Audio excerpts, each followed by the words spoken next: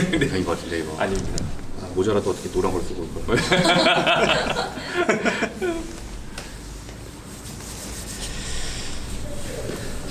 준비된 해주세요. 네, 바로 진행하시면 돼요. 그래? 자, 뮤지컬 파가니니잖아요. 네. 파가니니. 파가니니입니다. 네, 이 파가니니 하면은 우리가 음악 시간에 교과서에서 봤던 그 작곡가이자 또 정말 그 당대 최고의 바이올리니스트로 그렇습니다. 저희가 배웠습니다. 네, 맞습니다. 이 이탈리아 사람이고 제가 조사한 바에 의하면 이제 1700 제가 외운 건 아니겠죠 당연히. 1782년에 태어나서 1840년에 이분이 돌아가셨으니까 향년 58세. 그렇죠. 예. 환갑은 못 보시고 58세에 이제 돌아가셨는데 이번에 이제 맡으신 역할이 뮤지컬 파가니니에서 파가니니 역 그렇습니다. 맡으셨습니다. 그래서 뮤지컬 파가니니에서 파가니니 역으로 전설적인 명연을 또 주고 계시는 우리 뮤지컬 오늘은 뮤지컬 배우로 인사를 드려야겠네요. 예. 뮤지컬 배우 콘 씨를 모셨습니다. 안녕하세요. 네, 반갑습니다. 쿤입니다. 자, 이 작품이 사실 그 무대에 온다라는 얘기를 저도 듣고 많은 팬분들이 들었을 때 이 역할은 배우 주인공이 직접 바이올린을 파가니처럼 잘 연주해야 된다라는 것을 얘기를 들었을 때 딱 떠오르는 사람이 아니 대한민국에 그러면 한 명밖에 더 있냐 이런 생각이 들었는데 역시 기대를 저버리지 않고 네. 우리 콘 배우가 이 파가니 역을 맡게 됐습니다. 그 파가니가 뭐 전생애가 있겠습니다만은 어떤 인물입니까? 이 극 중에서는. 극 중에서는 사실 파가니니에 대한 고증은 많이 해놓지 않았어요. 이게 약간 그 연출님과 작품의 의도인데 파가니니를 둘러싼 사람들과 그 사람들의 대사라든지 실제로 있었던 일 같은 고증은 정말 많이 해놨는데 파가니니 자체가 이렇게 많이 고증을 시켜놓지는 않아서 그래서 사실은 파가니니라는 캐릭터는 관객들의 상상을 좀 많이 이렇게 맡겨놓을 수 있게 그래서 단순히 인생의 그 뭐 한 부분을 잘라서라든지 그 전일생을 보여주는 그런 작품은 아니고 예. 파가니니를 둘러싼 그렇죠. 예. 대충 뭐 줄거리 좀 소개를 이미 저 작품 보신 분들도 계시니까 네. 좀 해주시면 어떤 내용 담고 있나요? 그러니까 이제 파가니니가 죽고 나서 죽고 나서. 이제 파가니니의 그 시신을 교회 묘지에 안장시켜 달라는 파가니니의 유언 때문에 이제 파가니니 아들이 교회에 이렇게 아버지를 안치시킬 수 있게 해주십시오 이러면서 소송을 거는 걸로 시작이 돼요. 그래서 실제로 파가니니가 악마에 씌였다라고 교회 측에서는 믿고 있었기 때문에 그런 불경한 사람의 시신을 교회에 안치할 수 없다. 이래서 시신의 매장을 거부했었고 그건 이제 실제적으로 일어났던 일이고 실제적인 사건이죠. 예. 실제로. 사후 4년이 지나서 이제 교회에 그런 재판을 받게 되는 장면으로부터 시작을 해요. 그래서 파가니니를 이제 교회에 이렇게 매장시키려는 아들과 그걸 거부하는 사제가 이렇게 대립하면서 이제 플래시백 되면서 파가니니의 그 살아있는 생전의 그런 사건들을 이렇게 하나씩 훑어가면서 이렇게 그게 시작되는데, 네, 그래서 파가니니가 과연 정말 악마에 씌였던 홀린 사람인지 아니면은 그냥 그것은 소문일 뿐이고 사실은 그냥 한 사람이 예술가였던 것인지 이런 것에 대한 많은 의문과 좀 이렇게 사람들한테 질문을 던지는 그런 작품인 것 같아요. 그래서 관객들에게 좀 진짜 이 사람이 악마라고 생각하느냐 아니면 이 사람은 그냥 예술가라고 생각하느냐 이런 좀 많은 물음을 던지는 그런 뮤지컬인 것 일종의 같습니다. 관객들이 배심원 같은 역할도 좀 해야 되겠군요. 예, 그래서 파가니니라는 훌륭한 이 아티스트가 당시에 왜 뭐 악마가 씌었다, 뭐 악마의 씨다, 뭐 네. 이런 얘기는 왜 들었던 건가요?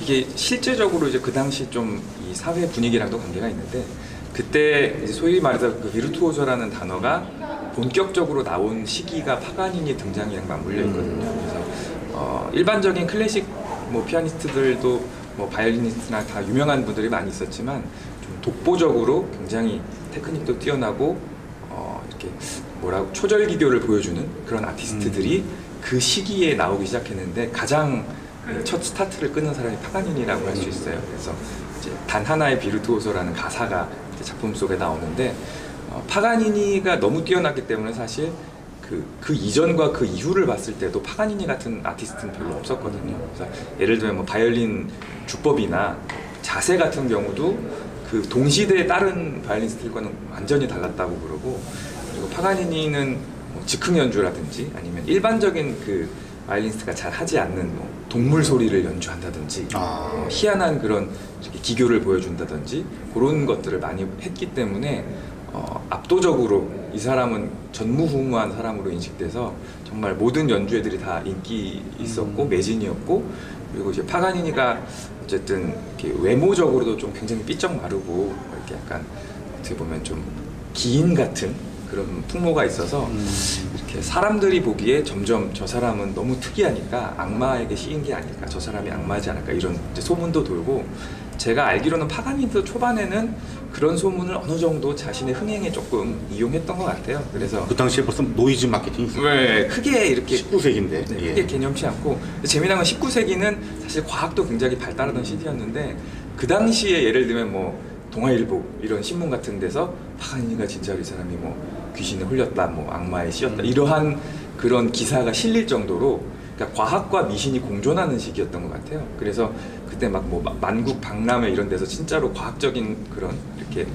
기사나 이런 것들이 실리면서도 한편으로는 좀 미신적인 거나 뭐 이렇게 오컬트적인 것도 기사에 실릴 정도로 그런 약간 애매한 시기였는데, 파가니니 같은 경우는 굉장히 뛰어난 연주력을 갖고 있었고 거기에 사람들 소문이 더해지면서 점점 관심이 증폭돼서 실제로 그러니까 개인의 능력도 탁월한데 약간 그 소문과 미디어가 더욱더 파가니니란 스타를 키운 것일 수도 있어요.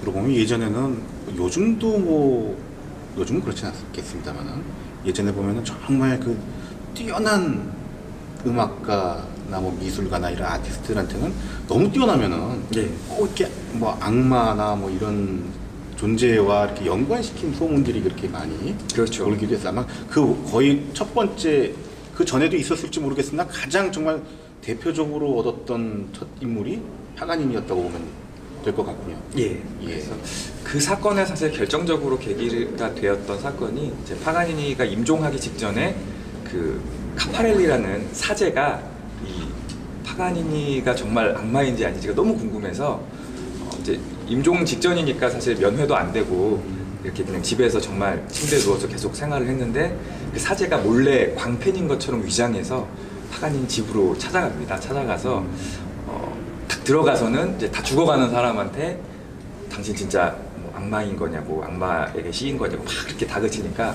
파가니니가 너무 짜증이 나서 이렇게 손짓을 해서 부르더니 이렇게 후두암이었어요. 그래서 말을 거의 못했는데 거의 이제 기어 들어가는 목소리로 당신 안에 악마가 있다 이런 식으로 얘기를 해서 그 카파렐리 사제가 너무 놀라서 그 얘기를 듣자마자 팍 뛰쳐나오면서 이 사람 악마라고 막 이러면서 이제 그 얘기가 퍼지고 윗선으로 계속 올라가면서 이 사람은 본인이 악마임을 고백했어가 돼버린 거죠. 그래서 실제로 파가니가 죽었을 때 이렇게 그 조종이라고 하죠. 이렇게 딱 죽음을 알리는 종이 치다가 멈췄어요. 저 사람이 악마에 씌었다라는 그 전달이 내려와서 이제 그래서 그때부터 이제 매장도 불허되고 정말 그 교회에 묻히기까지 한 40년이 걸렸거든요. 그러니까 진짜 이거는 이제 실제로 있었던 일이니까 이런 아이러니한 사실을 이렇게 토대로 해서 파가니니란 뮤지컬이 만들어진 것 같습니다. 그렇습니다. 이게 뭐 뮤지컬 파가니니가 2월 15일 저희가 이제 인터뷰를 진행하고 있는 그렇습니다. 세종문화회관. 네. 예, 여기는 대극장이지만 대극장이고 옆에 있는 MC MC셔터에서 개막을 하는데, 이 공연이 뭐 대전에서 먼저 했습니다. 예. 그 말씀을 좀 해주셔야 될 텐데, 대전 어디서 한 거죠? 대전 예술의 전당에서. 그래서 대전 예술전당에서 네. 뭐 엄청나게 관객의 호응이 뜨거웠다는 소문이 서울에까지도 미리 먼저 올라와 있는데 네. 실제로 어땠습니까? 실제로 첫 공 이렇게 딱 막이 오픈되고 공연을 하는데 전성매진인 거예요. 꽉 차 있는 그 관객석을 보고 다들 너무 감격스러워했던 기억이 나고, 그래서 물론 이제 저도 예전에 뮤지컬을 해봤던 적이 있으니까 보통 첫 공 끝나고는 울지는 않았던 것 같은데 요번에는 정말 첫 공 끝나고 모든 배우들이 다 눈물을 흘렸던 것 첫 같아요. 공을 막공처럼 보통 예, 첫 막공이 공. 끝나면 다들 그렇죠. 이제 끝이다라는 이제 시원섭섭함에 네. 오시는 분들이 많이 계시다고 하는데 네네. 첫 공을 낙공처럼 예. 그래서 이제 물론 제가 이제 인사 커튼콜 때 하면서 제가 막 눈물을 흘리니까 또 막 전파되면서 막 다 같이 울고 이런 것도 좀 있었던 것 같은데, 그러니까 어쨌든 이 창작 뮤지컬을 만드는 게 사실 어려운 일이잖아요. 그래서 진짜 다 같이 이 좀 새로운 스타일의 창작 뮤지컬을 만들기 위해 정말 많이 노력을 했던 것 같고, 그리고 어떻게 보면 파가니니라는 역이 실제로 연주를 가능하게 하는 그런 롤을 만든다는 것도 제 생각에는 하나의 좀 도전이었다고 생각을 해요. 그래서 기존의 뮤지컬과는 좀 다른 방식인 거니까, 근데 그런 면에서 모든 제작진들과 배우들, 스태프들이 정말 이렇게 새로운 시도의 뮤지컬을 하기 위해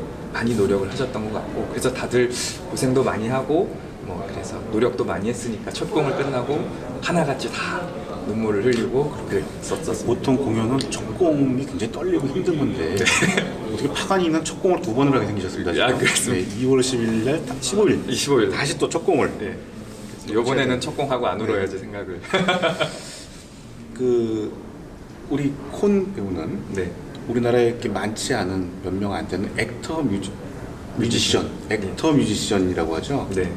이제 전문적인 용어, 오늘 전문 용어가 많이 나오는데 아까 비르투오조가 나왔었는데 비르투오조가, 비르투오조는 이제 거장 뭐 이런 의미로 쓰이죠. 예, 예. 제가 알기로는 보통 이제 클래식 연주자들의 정말 거장, 몇 안 되는 거장들이 비르투오조라는 이름을 얻을 수 있고 예. 지휘자는 마에스트로. 마에스트로라는 지휘를.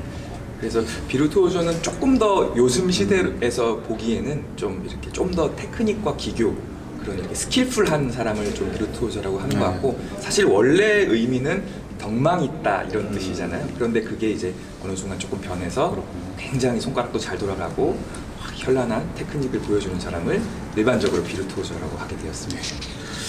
실제로 파가니가 굉장히 마른 체형의 손가락이 긴 좀 그런 좀 악기를 하시는 분들이 그렇죠. 있긴 한데 손을 잠깐 보여주시면 손가락은 예. 길어서 파가니와 어이구. 비슷하다고 예. 생각합니다. 네. 진짜 떡볶이가 5개 아닙니다. 액터 뮤지션이라는 게 정확한 의미를 좀 말씀해 주시죠. 액터 뮤지션은 연주가 가능한 배우를 의미하는 연주를 건데, 할 수 있는 예예예. 연주를 그냥 뭐 이렇게 흉내만 내는 정도가 아니라 정말 네. 네. 그래서 실제로 무대 위에서 연주가 가능한 사람을 액터 뮤지션이라고 하고, 사실 외국에서는 좀 이렇게 그렇게 어렵지 않게 찾아볼 수 있거든요. 그리고 제 생각으로는 물론 저도 해외에서 공연을 많이 하니까, 그러니까 배우가 아니고 그냥 뮤지션들 만날 때도 이렇게 얘기를 해보고 공연을 할 때 보면 뭐라고 해야 되나, 이렇게 표정도 풍부하고, 그러니까 소위 말해서 그 무대 위에서 그러니까 연기를 보여주는 그러니까 연주자들, 뮤지션들이 되게 많아요. 그래서 이런 분들이 많으니까 어떻게 보면 또 액터 뮤지션으로 하는 또 음악가도 있을 것 같고, 그래서 뭐라고 이렇게 그 약간 선입견 같은 게 별로 없는 느낌 있잖아요. 그러니까 나는 연주자니까 연주만 해야 돼, 나는 배우니까 연기만 해야 돼, 이런 거가 없어서 외국에서는 그래서 실제로 이렇게 뭐 소통을 하거나 이렇게 하면은, 그러니까 음악을 잘 모르는 뭐 배우신데도 이렇게 악기를 쥐어주고 이렇게 하면은 정말 또 그런 비슷한 느낌을 보여주시고, 반대로 연주자들도 배우처럼 뭔가 요구를 하면은 그런 것도 이렇게 서슴치 않고 하는 그런 모습들을 봐서, 근데 한국에서는 이제 아직까지도 좀 이렇게 가수면 가수, 배우면 배우, 연주자는 연주자 이런 거가 여전히 좀 있는 것 같아서 우리나라에서는 좀 찾기 어려운 직업 같습니다. 보통 이렇게 하시는 거 보면은 남들 안 하는 거 처음 하는 거 이런 데에 관심이 많으신 것 같은데 최초를 얘기는 좋아해서 조금 이따가 다시 조금 또 자세히 한번 여쭈기로 하고요. 뭐 당연히 이 작품에서는 직접 우리 콘 배우가 바이올린을 연주하는 장면들이 몇 장면 정도 나옵니까? 많이 나옵니다. 많이 나옵니까? 네.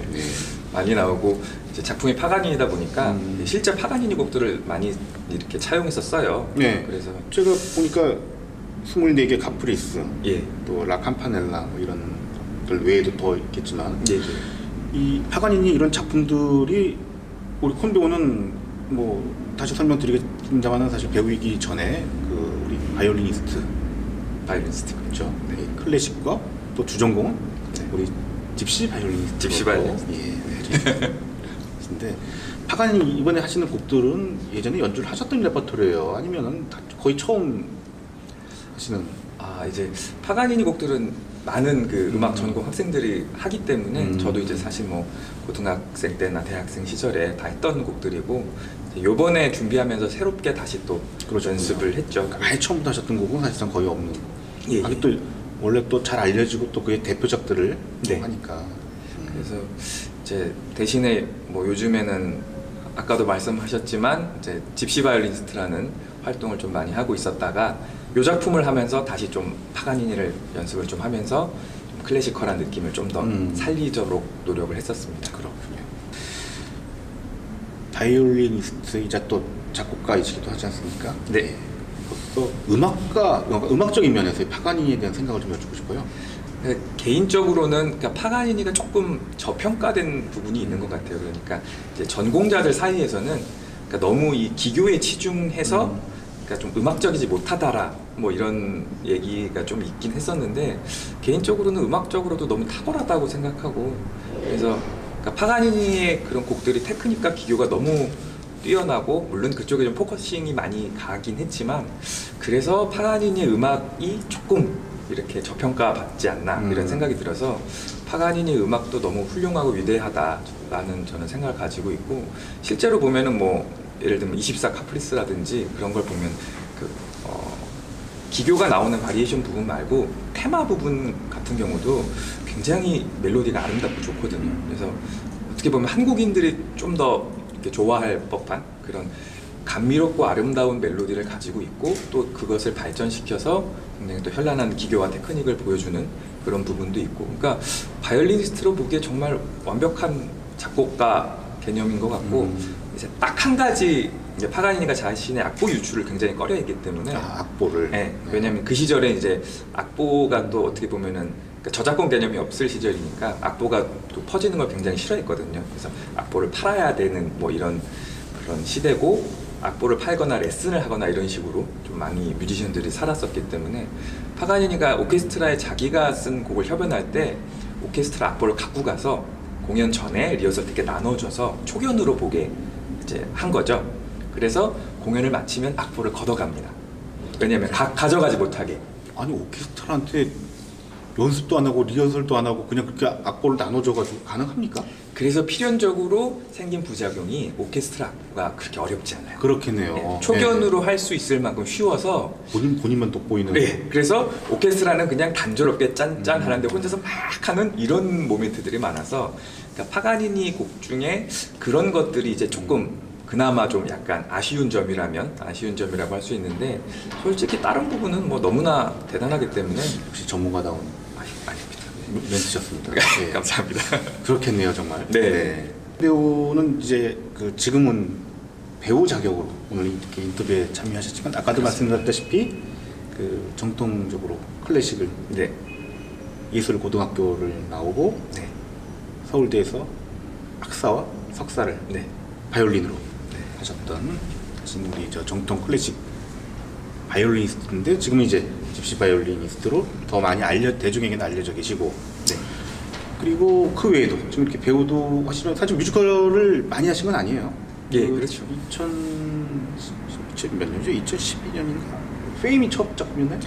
페임 전에 모비딕이라는 창작 작품을 했었습니다. 모비딕이 먼저였나요? 그러니까 모비딕 초연을 하고 페임을 하고 모비딕 재연을 했어요. 아 그렇군요. 예, 예. 그래서 그 이후에 뭐 오피리아라는 작품도 있고 그래서 이제 뮤지컬 사실 그 모비딕이라는 작품이 우리나라의 액터 뮤지션 붐을 일으켰던 그렇습니다. 작품 아마 보신 분들이 많이 계실 거예요. 기억하시는 분들. 네. 예. 그래서 오랜만에 지금 뮤지컬을 다시 하시는 거고 모델로도 활동을 하십니다. 예, 다행히 또 이렇게 키가 큰 편이라 키가 정확히 몇이시죠? 88 정도 네. 되는데 예, 그래서 아무것도 아닌 것처럼 그 툭 맞으면 상처가 됩니다. 아니 그런 툭 맞은 것처럼. 그런 뜻은 아니고 네, 이제 뉴욕 패션 위크의 모델로 이제 쓸 기회가 있어서 그 전에도 사실 그러니까 우리나라 뭐 서울 패션 위크라든지 디자이너 선생님들 패션쇼에 콜라보레이션 작업은 굉장히 많이 했었는데 예를 들면 뭐 0번 모델로 바이올린 이제 연주를 하면서 이렇게 나가고 뒤부터 이렇게 모델들이 워킹해서 들어오고 이런 식으로 많이 했었는데 뉴욕 패션쇼 갔을 때는 그냥 진짜 모델로 갔었어요. 그래서 나중에 이제 알고 보니까 또 굉장히 뉴욕 패션 위크는 그러니까 세계 3대 패션쇼 중에 하나이기도 하고 정말 세계에서 정말 많은 분들이 모이시는 곳이어서 진짜 이제 열심히 준비하고 뭐 그 시절에는 어쨌든 모델로 또 참석하는 거니까 최선을 다하기 위해 이제 따로 뭐 워킹 레슨도 열심히 받고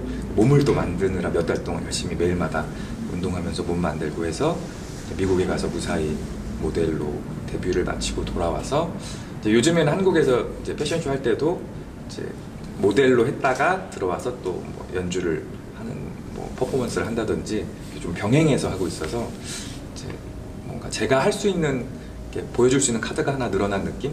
그래서 패션쇼도 이제 계속 1년에 몇 번씩은 하고 있습니다. 지금 이 새로운 장르, 분야 이런 거 굉장히 좋아하시는데 네.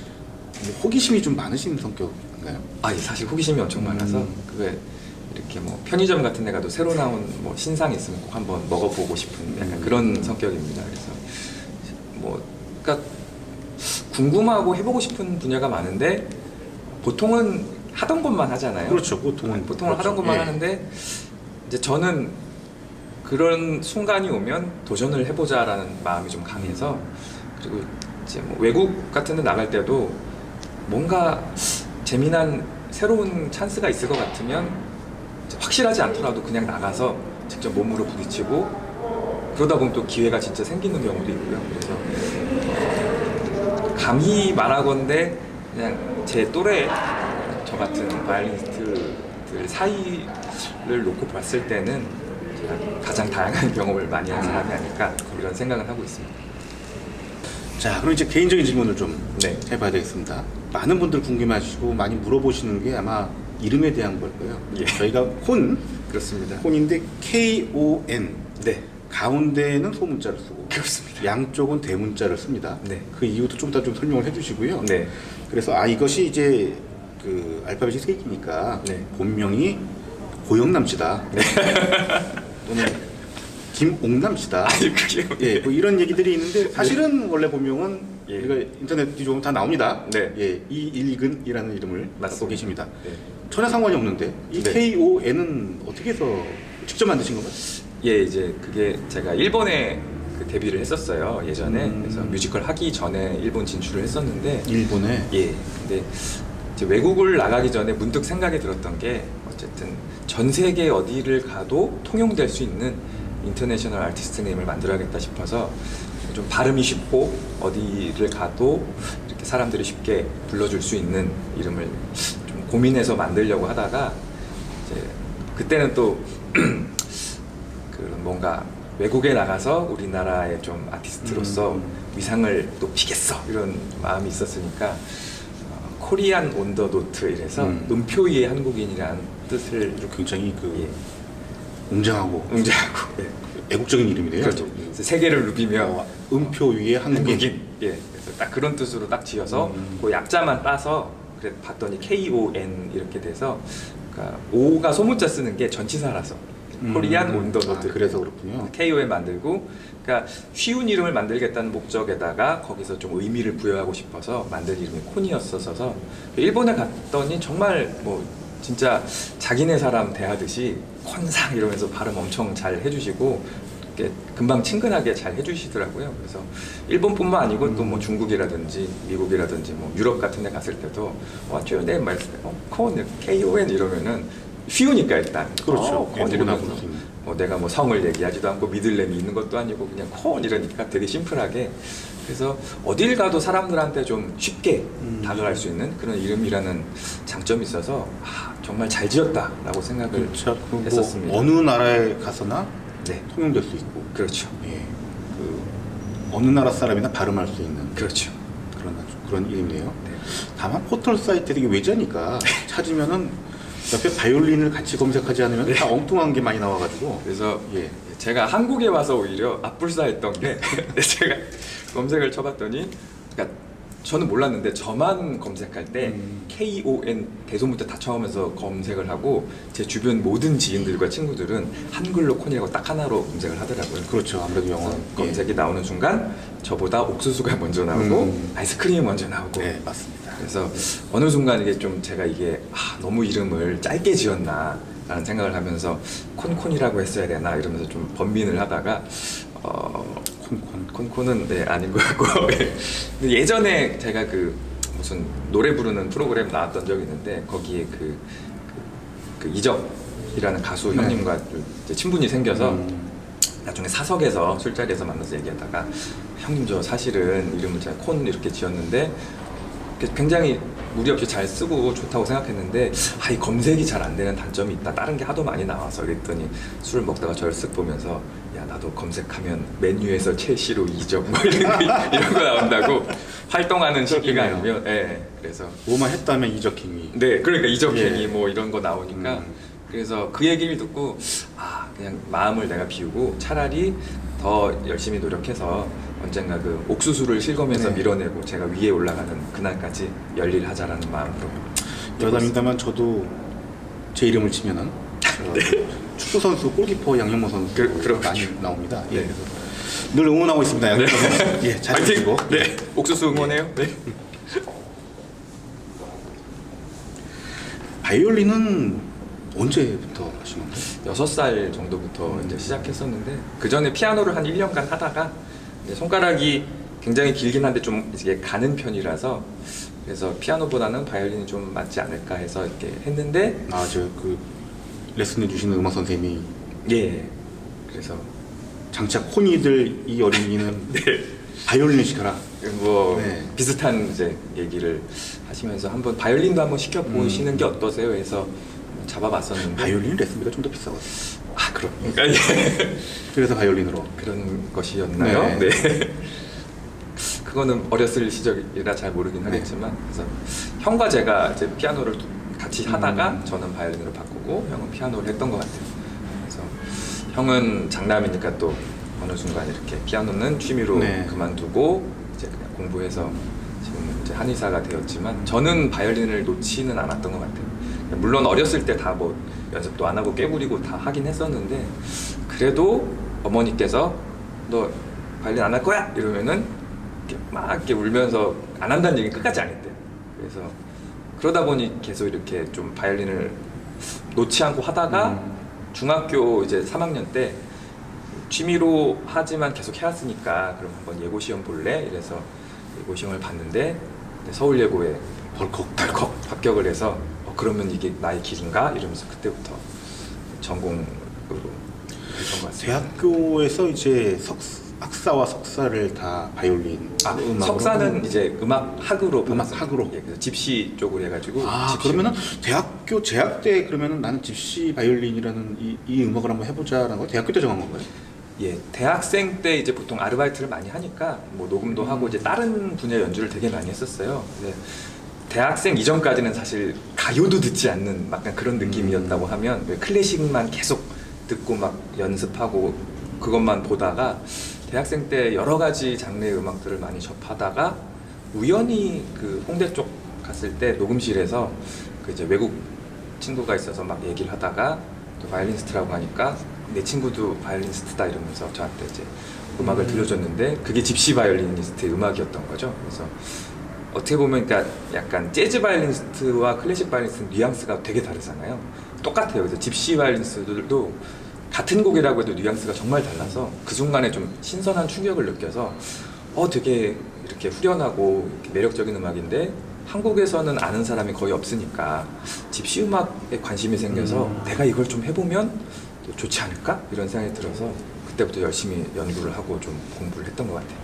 선배가 없기 때문에 누가 가르쳐주는 사람이 없지 않습니까? 그동안에 클래식 연주만 했고 예. 그 처음에 어떻게 이거를 공부하셨어요? 처음에 굉장히 어려웠어요. 그래서 그 당시는 이제 뭐 요즘처럼 막 이렇게 유튜브나 이런 것도 활성화되어 있지 않고 그랬으니까 진짜 뭐 이렇게 책이나 이런 거 뭐 관련 자료를 찾으려고 해도 막 이렇게 외국에 뭐 찾아서 주문하면 그쪽 출판사에서 뭐 보내는데 또 막 한 달 걸리고 뭐 예를 들면 뭐 자료를 받아봤더니 근데 막 예를 들면 뭐 러시아어로 된 책이어서 그것도 번역을 맡겼더니 번역이 6개월 걸리고 뭐 이런 식이고 그래서 음악 같은 경우도 이제 일본은 이제 왔다 갔다 했으니까 일본의 음악들이 굉장히 많거든요. 그래서 일본 가서 오히려 뭐 CD라든지 그런 것도 일본에서 구입하고 그런 집시 쪽 음악 하는 사람들도 일본 가서 만나서 얘기 듣고 그런 식으로 좀 많이 공부를 하다가 나중에는 그래서 아예 그 집시 바이올린의 그 본산지라고 할 수 있는 헝가리를 직접 갔죠. 직접 가서 거기서 이제 뭐 이제 집시 뮤지션들 다 만나고 이렇게 뭐 이 구역에서 가장 잘하는 집시 바이올리니스트가 누구냐 이러면서 이제 수소문에서 만나서 나는 한국에서 와서 콘지라고 한다 이러면서 막 친구할래? 막 이러면서 뭐 한국에서 뭐 이렇게 홍삼 이런 거 조그만 거 선물을 바꿔서 막 주고 이거 굉장히 좋은 거야 이러면서 이제 막 너희 음악 좀 들려줘 이러면서 막 친구 되고 어울리고 이러면서 집시들이랑 좀 음악 교류를 하면서 실제로 그 헝가리 부다페스트에서 한국인으로서는 처음으로 집시 음악 콘서트를 제가 했었어요. 2016년에. 그래서 물론 이제 뭐 클래식 그 아티스트들은 많이 헝가리에서도 공연을 했었는데 집시 음악으로 콘서트 한 사람은 제가 이제 처음이었다고 보더라고요. 헝가리가 네, 헝가리에 가서 그래서 그 순간에 되게 뿌듯했던 것 같습니다. 사실 헝가리라는 곳이 클래식 음악 뿌리도 굉장히 깊은 곳이지 않습니까? 네, 그럼요. 오스트리아하고 예. 와의 관계도 있고. 그렇죠. 네. 그래서 뭐 헝가리 출신 유명한 아티스트 지휘자들도 많이 계시고. 네, 네. 그런데 또 이렇게 클래식과 다른 또 집시 음악의 또 뿌리와 세계가 또 따로 존재하는. 예. 그쪽 분들이 저기 코리아에서 온 콘이라는 바이올리니스트가 자기들의 음악을 자기들 어떻게 보면 자기네들 토속 음악 같은 음악인데 그렇죠. 그걸 연주하는 걸 보면서 뭐라고 그러더라고요. 제가 그러니까 신기했을 것 같아요, 좀. 그러니까 정말 좋았던 칭찬 두 개가 있었는데 하나는 뭐였냐면 관계자 한 분이 이제 이거는 이제 그 스프링 페스티벌에 제가 초대받아서 공연을 했었을 때 얘기인데 공연을 막 하는데 이제 관계자가 저 멀리서 걸어오면서 이제 무대가 보였을 거 아니에요. 그래서 누가 뭐 이렇게 공연을 하고 있는데 처음 보는 집시 바이올리니스트였대요. 그래서 뭐 새로운 사람이 또 나타났나 해서 가까이 가서 봤더니 외국인이었다는 거지. 그러니까 멀리서 봤을 때는 자기네 사람이 하는 음악인 줄 알았다는 거죠. 그 얘기를 듣고 일단 너무 좋았고 또 하나는 이제 헝가리에 갔을 때 그러니까 물론 거기에 있는 집시 음악도 제가 했지만 저도 제 곡을 작곡하니까 사실 제 곡들도 몇 개 갖고 가서 연주를 해드렸는데 그 중에 제 2집 앨범 중에 길거리 축제라는 곡이 있는데 그 곡을 들었을 때 그 관계자와 사람들이 자기네 나라 곡인 줄 알았다는 거예요. 그래서 그 얘기는 제가 이제 집시 스타일로 작곡을 했다는 곡이 이 사람들한테 인정을 받았다는 뜻이니까 이제는 한국에 가서도 좀 더 당당하게 제가 작곡을 했는데 이거 집시 음악입니다 이렇게 말할 수 있지 않을까 이런 생각이 들어서 그 두 가지 순간이 제일 기뻤던 것 같아요. 뭐 듣기만 해도 정말 대단한 감사합니다. 업적을 갈 길이 멀지만 집시의 음악의 세계를 개척을 하신 헝가리에서 명예 국민 뭐 좀 더 먼 얘기지만 네. 매년 이렇게 그 콘 배우만의 네. 또 이렇게 독특한 음악 세계를 담은 음원, 네. 앨범도 출시를 하시고 각종 콘서트 또 이렇게 부르는 곳이 워낙 많지 않습니까? 네. 그런 무대에 쓰시고 또 뭐 나가서 뭐 해외에서 모델 활동도 하시고 네. 이렇게 인터뷰도 또 하셔야 되고 뮤지컬도 출연하시고 예. 이 바쁜 스케줄 네. 어떻게 이걸 소화를 이렇게 하고 계시나요? 제가 보면 또 혼자 이렇게 많이 또 뛰시더라고요. 예, 많이 뛰어다니고 있습니다. 네. 그러니까 사실 바쁘긴 한데 어떻게 보면 늘 바빠왔기 때문에 이게 갑자기 왜 스케줄이 펑크날 때가 있잖아요.